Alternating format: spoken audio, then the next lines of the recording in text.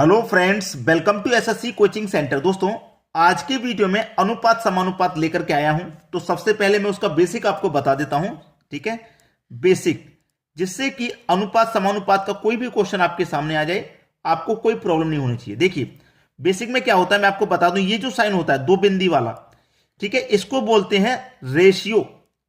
इसको बोलते हैं रेशियो। रेशियो मतलब हिंदी में बताऊं अनुपात। इंग्लिश में रेशियो, हिंदी में बोलते हैं इसको अनुपात।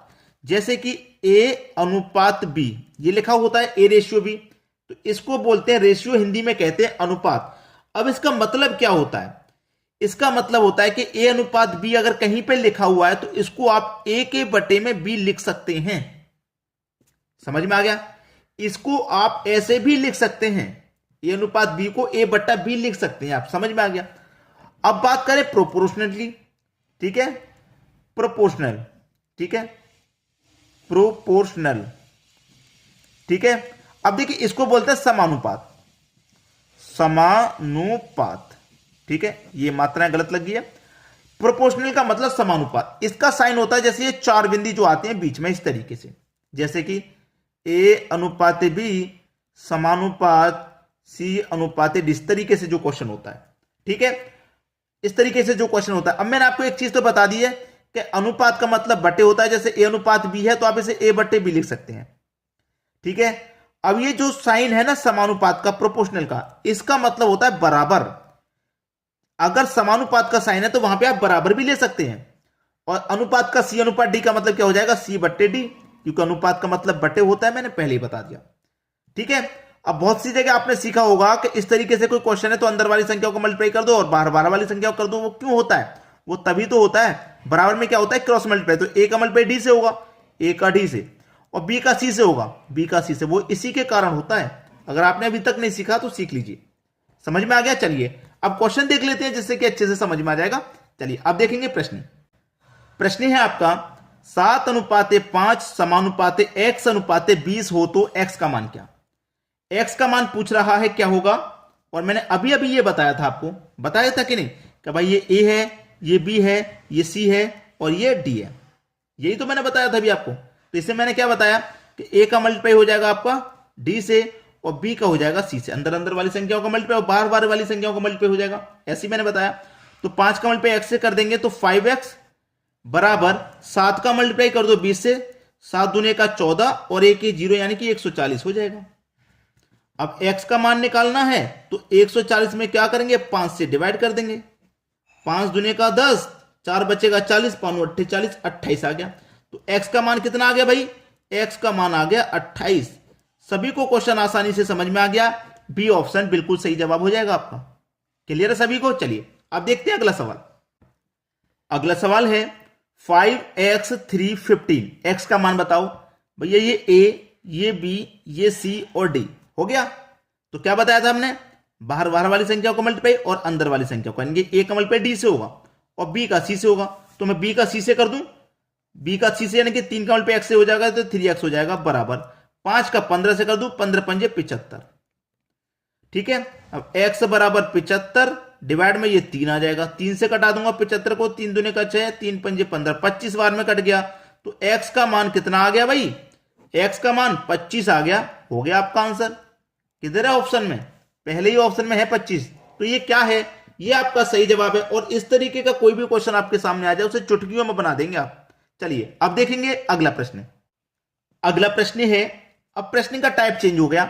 a अनुपात b बराबर 3:2 है तथा b अनुपात c बराबर 2:5 हो तो a अनुपात b अनुपात c क्या होगा और a अनुपात c क्या होगा? यह सवाल है आपका, ठीक है। देखिए, ऐसा क्वेश्चन आपके सामने कभी भी आ जाए तो कैसे सॉल्व करेंगे? देखिए, यहां पे a का मान 3 है, b का मान 2 और b का यहां पे एक और मान है 2। b का यहां पे एक और मान है 2, कॉमन है भाई, कॉमन है। अब c का मान कितना हो गया? 5। तो क्या हो जाएगा? 3 2 5 हो जाएगा आपका आंसर। क्या हो जाएगा भाई? 3 2 5 हो जाएगा। अब इसमें क्या होता है, हम निकालते हैं, सवाल को सॉल्व करते हैं। जैसे कि हमारे पास a, b और c 3 व्यक्ति हैं, 3 ही तो है, a b, b 2 बार आ गया c। a का मान 3 है तो मैं 3 लिखूंगा, b का मान 2 है 2 लिखूंगा, ठीक है। लेकिन b का मेरे पास एक और मान है 2, तो b के नीचे लिखूंगा उस मान को, 2 को भी। और सी का मान कितना है 5, तो सी के नीचे लेकिन दूसरी लाइन चालू होगी तो यहां। अब ये जगह खाली इसके बराबर वाली संख्या लिख दो, ये खाली इसके बराबर वाली लिख दो। 3 दूने का 6, 2 दूने का 4, 5 दूने का 10। अब किसी कॉमन संख्या से कट सकता है ना, तो काट देंगे। 2 से कटेगा 3 बार में, 2 से कटेगा 2 बार में, 2 से कटेगा 5 बार में। यानी कि ए का मान 3, बी का 2, सी का 5। 3 2 5 कितना आ गया भैया? 3 2 5, यानी कि ए बी सी ये तो निकल के आ गया। और ए और सी क्या है भाई? ए का मान 3 हुआ और सी का मान 5 हुआ, तो कितना हो गया ए सी का? ए सी का हो गया 3 और 5। बस ये आपका आंसर हो गया। दोनों ही मान मैंने आपको निकाल के बता दिए। अब देखते हैं अगला सवाल। अगला सवाल है ए अनुपात बी बराबर 3:2 तथा बी अनुपात सी बराबर 3:4 हो तो ए अनुपात सी क्या होगा, ए बी सी क्या होगा? अभी अभी मैंने बताया था ए अनुपात बी अनुपात सी, ये 3 व्यक्ति हैं। ए का मान 3 है, बी का मान 2, बी का एक और मान है 3, तो बी के ही नीचे लिखेंगे उस मान को। ठीक है, लिख लिया। अब सी का मान 4 है तो सी के नीचे, लेकिन दूसरी लाइन चालू होगी तो यहां। अब ये खाली जगह बची, इसके बराबर वाली संख्या ले लो। ये खाली जगह इसके बची, इसके बराबर वाली संख्या ले लो। 3 का 3 से मल्टीप्लाई 9, 3 दूने का 6, 3 चौके 12। क्या ये किसी कॉमन संख्या से कट सकते हैं? तो कटा देंगे। 3 त्रिक का 9, 3 दूने का 6, 3 चौके 12, यानी कि 3 से ये तीनों संख्याएं कट गई। तो ए का मान 3, बी का 2, सी का 4, तो 3 2 4 कितना आया? ए बी सी का 3 2 और 4, ये ए बी सी का आ गया। अब ए और सी का पूछा तो ए का 3, सी का 4, 3 और 4, ये हो गया आपका आंसर। बात क्लियर है सभी को? किसी को कोई दिक्कत तो नहीं होगी यहां पे? ये आपके प्रश्न का बिल्कुल सही जवाब हो गया। समझ में आ गया? चलिए अब देखते हैं अगला सवाल। अगला सवाल है ए बराबर बी का 4/5 तथा बी बराबर सी का 5/2 हो तो ए अनुपात सी क्या है? ये बहुत अच्छा सवाल है। ठीक है, ये मैं आपको बता दूं, ये बहुत अच्छा सवाल है। ऐसा सवाल जब भी आ जाता है तो परेशान मत होना। इसमें क्या होता है, ऊपर वाली वैल्यू ए का मान है, नीचे वाली वैल्यू बी का मान है। ठीक है, बी का मान ये 5 और सी का मान ये 2। हमेशा याद रखना, बटे में संख्या दे दी तो ए का मान हो जाए पहली वाली संख्या का मान होता है ऊपर वाला, बाद वाली संख्या को होता है नीचे वाला। ठीक है, अब निकाल लो भाई। ए और सी का मान पूछा है। ए बी और सी, ये 3 व्यक्ति है ना, ए बी और सी, ये 3 व्यक्ति हैं आपके पास। मैंने तीनों लिख लिए यहां पे। ठीक है, अब देखिए क्या है, ए का मान कितना है 4, बी का मान 5, बी का एक और मान है 5, तो उसे बी के ही नीचे लिख लूंगा मैं। सी का मान 2, तो सी के नीचे लिखूंगा, लेकिन दूसरी लाइन चालू होगी तो यहां। ये जगह खाली इसके बराबर वाली लिख दो, ये जगह खाली इसके बराबर वाली लिख दो। 5 चौके 20, 5 पचे 25, 2 पंजे 10। ठीक है, ये हो गया। अब पूछा किस किस का मान है, ए और सी का मान पूछा है। ए और सी यानी कि ए का मान कितना भाई, ए और सी का पूछा है ना, तो ए का अनुपात में 20 है और सी का 10। अगर ये किसी कॉमन संख्या से कट सकता है तो काट के छोटा कर लो। 10 से कटेगा 2 बार में, 10 से कटेगा 1 बार में, यानी कि 2:1 बिल्कुल सही जवाब है। 2:1 यानी कि बी ऑप्शन, ये बिल्कुल सही आंसर है आपका। चलिए अब देखेंगे अगला क्वेश्चन। अगला सवाल है यदि ए अनुपात बी बराबर 4:5, बी अनुपात सी बराबर 2:3, सी अनुपात डी बराबर 15:19 हो तो ए बी सी डी क्या होगा? ए बी सी और डी क्या होगा? आसानी से निकालेंगे, कोई दिक्कत नहीं, कोई जल्दबाजी नहीं। टेट 2016 का क्वेश्चन है, सभी क्वेश्चन एग्जाम में पूछे गए। ए का मान 4 तो 4 लिखो, बी का 5 तो 5 लिखो। अब बी का एक और मान होगा आगे, बी का एक और मान है 2, तो बी के ही नीचे लिखेंगे इसको भी। ठीक है, अब बी के बाद में सी का मान है 3, तो सी के नीचे, लेकिन दूसरी लाइन चालू होगी तो यहां लिखेंगे। ठीक है, किसी को कोई दिक्कत यहां तक नहीं होगी। फिर आगे सी का एक और मान है 15, तो सी के ही नीचे लिखेंगे 15 को।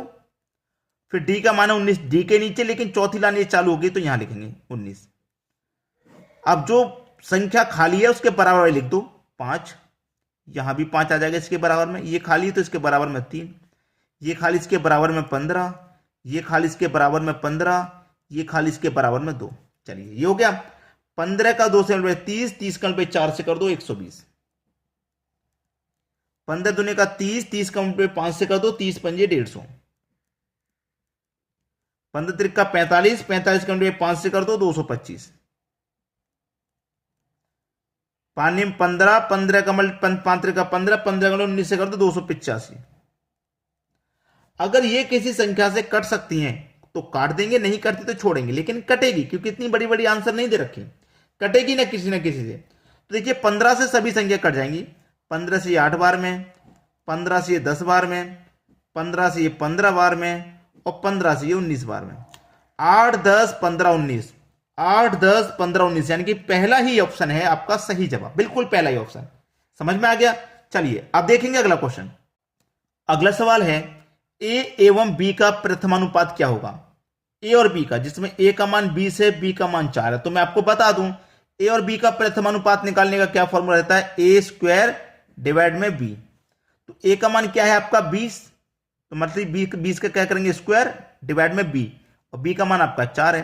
तो बी का स्क्वायर कितना हो जाएगा 400, और डिवाइड में 4, ये कट जाएगा 100 बार में। आपका आंसर आ गया 100। अब प्रथमानुपात सीख लिया, द्वितीयानुपात मध्य अनुपात। ए का मान 36 है, बी का मान 49। तो मध्यम अनुपात निकालने के लिए क्या फॉर्मूला रहता है, बी सी बटे में ए। तो बी और सी, यानी कि बी आपका 49 है, सी आपका 36 है, बटे में क्या ए का मान कितना है, नहीं, बी सी बटे ए, बी सी बटे ए, ये नहीं, ये मैंने आपको जो फॉर्मूला बता दिया है, ये मैंने आपको तृतीय अनुपात का बता दिया। तृतीय अनुपात का नहीं, आपसे मध्य अनुपात यानी कि द्वितीय का बताना है। तो द्वितीय अनुपात का फॉर्मूला क्या होता है, ए बी के ऊपर क्या लगेगा स्क्वायर रूट का साइन, जिसमें ए का मान आपका 36 है, बी का मान 49 है, इसका स्क्वायर रूट, यानी कि 36 का स्क्वायर रूट 6 और 49 का स्क्वायर रूट आप करेंगे तो 7 हो जाएगा, और दोनों का मल्टीप्लाई कर दो, 6 7 42, ये आपका आंसर आ गया। ये दोस्तों मैंने तृतीय अनुपात वाला आपको बता दिया था, कोई बात नहीं, प्रथम अनुपात सीख लिया, मध्य अनुपात सीख लिया, अब तृतीय अनुपात सीखते हैं। ठीक है दोस्तों, चलिए अब देखते हैं अगला क्वेश्चन। अगला सवाल है ए एवं बी का तृतीय अनुपात क्या होगा। तो तृतीय अनुपात क्या होगा मैं आपको बता देता हूं। तृतीय अनुपात रहता है आपका बी का स्क्वायर बटे में ए। ठीक है, बी का स्क्वायर बटे में ए। तो बी का मान कितना है इसमें 16 है, यानी कि 16 का क्या करेंगे स्क्वायर, स्क्वायर का मतलब 16 गुने 16 लिख लो। ए का मान 8 है, मतलब 8 लिख लो डिवाइड में, 8 दूने का 16, 16 दूने का 32, आंसर आ गया 32। खत्म सवाल। ए बी तथा सी का चतुर्थानुपात, चतुर्थानुपात का मतलब क्या, बी सी बटे में ए। यही फॉर्मूला मैंने आपको वहां बता दिया था चतुर्थानुपात वाला। तो देखिए पहले बी का मान 14 है, फिर सी का मान आपका 24 है, डिवाइड में ए आपका 12 है। तो 12 दूने का ये 24 कटेगा, 14 दूने का कितना हो जाएगा 28, यानी कि इस क्वेश्चन का आंसर कितना आ गया आपका 28 आ गया। ठीक है, तो दोस्तों आज की वीडियो में इतना ही रहेगा। लाइक, शेयर और कमेंट करना ना भूलें। ठीक है, ये आपको याद रखना है और करना भी है। ठीक है दोस्तों, धन्यवाद।